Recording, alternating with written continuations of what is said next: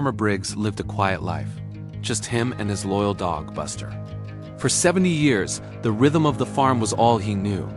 But one night, that rhythm was broken. Buster, usually a calm and quiet companion, stood at the bottom of the attic stairs, barking his head off.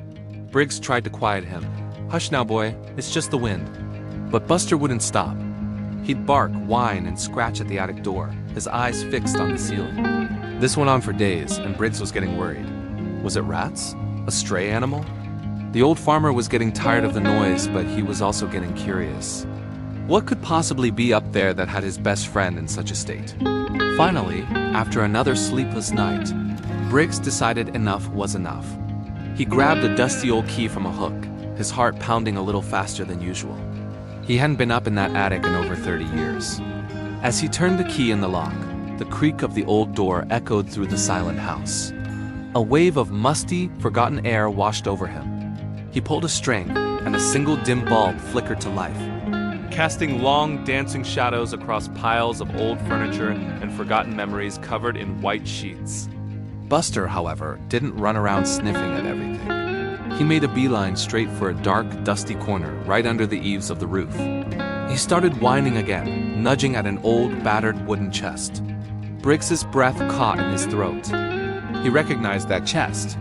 It had belonged to his late wife, Eleanor. He hadn't had the heart to open it since she passed away all those years ago. With trembling hands, he knelt and lifted the heavy lid.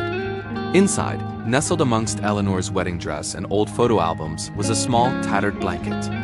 And wrapped inside that blanket was a tiny, leather-bound diary. Briggs opened it, and his eyes filled with tears. It was Eleanor's. He had no idea she kept one. He spent the rest of the day right there on the floor, reading her words, reliving their life together through her eyes. Her hopes, her dreams, her unwavering love for him, it was all there. He read about how she found a stray dog as a girl and how it reminded her of Buster. It was as if she was right there with him again. That night, for the first time in a week, the house was quiet. Buster was curled up at Briggs's feet, sleeping soundly. The farmer looked down at his loyal dog, then at the diary resting on his lap.